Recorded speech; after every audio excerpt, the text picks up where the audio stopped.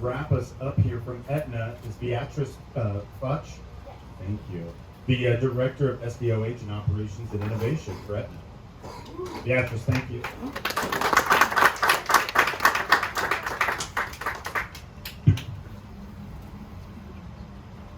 standing up here because I need to put my notes on. It's remarkable to be here today to celebrate Urgent Health and Tapestry's beautiful completion of the homes here. And also celebrating yesterday in Athens at the flat. So let's give ourselves a round of applause. Recognize the impact this brings to the Cuba community.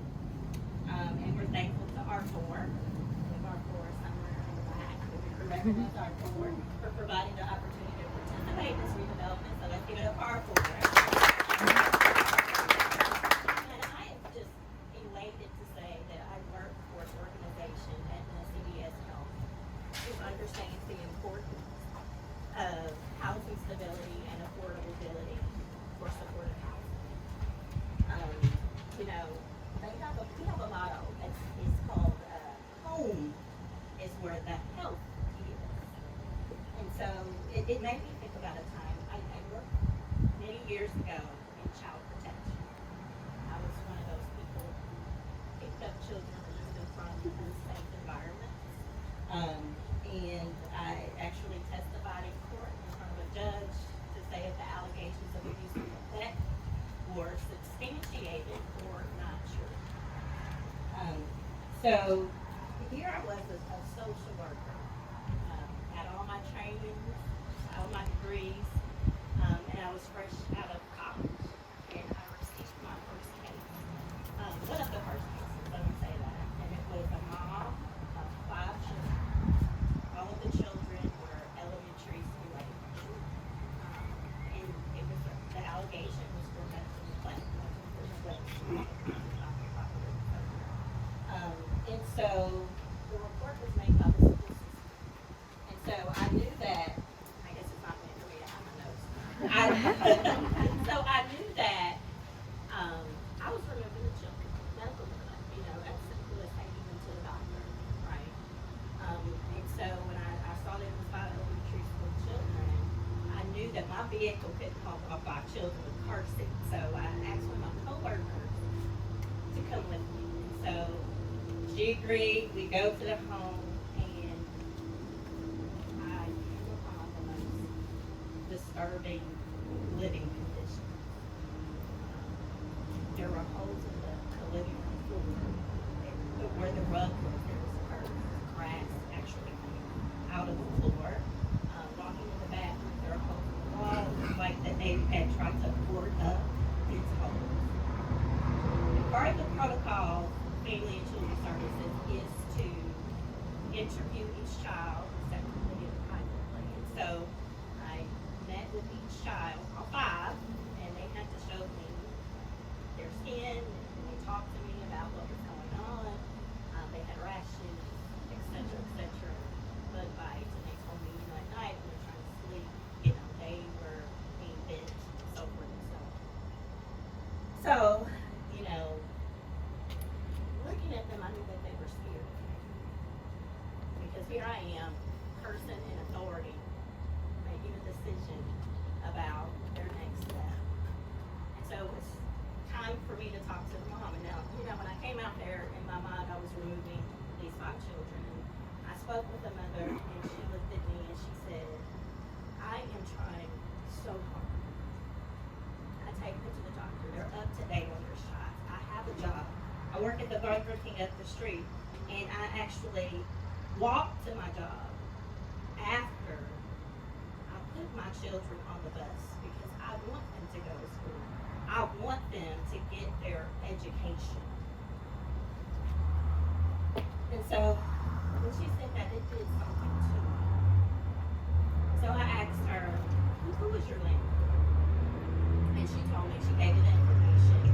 And so I went out on the porch, stepped out, and I called the landlord. I said to the landlord, this is Ms. Futch with Sussex County Department of Family and Children's Services. And I'm at one of your units. and your tenant is about to have her children placed into foster care because of your negligence. So, what if she had had an eviction? So, needless to say, I didn't remove the children. I found a relative who was able to keep mom and keep the children. And then about 30 or so days later, I was about to close the case because guess what? The repairs had been done. All of those things that needed to get that clean up the code were complete. So I called mom to tell her, hey, I'm about to close your case. And she said, Miss Fudge, I just want to thank you for what you did to me and my children. And I said to her, thank you, because you did something for me as a social worker. You know, so on paper, she had done everything wrong. She was being labeled as being negligent. And then again, fast forward to the day we're at this ribbon cutting. We're here at this glorious occasion where people can live in a unit like this. So, again, home is where the help is. We want somewhere for individuals to live somewhere where they can be proud, somewhere they're not ashamed to call home, somewhere they can bring their friends and family. You know, most people are unaware that Aetna and CVS Health has invested nearly $86 million across the state of Georgia. Let me say that again, $86 million across the state of Georgia. We also know that it's much more is needed beyond the creation of housing to advance health equity. Because after you get your home, you need to be able to sustain and maintain your home, and that's what I do on a day-to-day, is to ensure individuals have equitable opportunities in order to sustain housing, food inside your food insecurity, the list goes on and on. And we want to address keeping that roof over their head and giving them the necessary tools. So we are looking to bring additional programs to Riverdale as well as the community at large, so that we fulfill our motto and goal, which is home is where the health is. So I want to thank all of my colleagues, Andre Greenwood, the Aetna, and Kelly Savage, CPS, and her entire team. Thank you to all the builders and the developers for this opportunity and occasion, and congratulations to the residents and all those involved in making this occasion such a success. So thank you so much.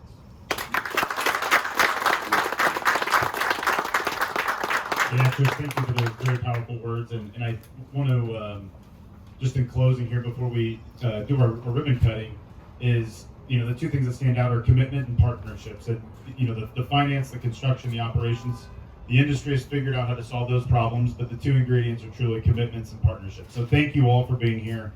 Thank you for your commitment. Thank you for your partnership. Corey, I believe we are going to start the ribbon cutting ceremony. So our speakers, I'd like to welcome you back up to participate in the ribbon cutting. And we want to welcome everyone. We're going to have tours available for units.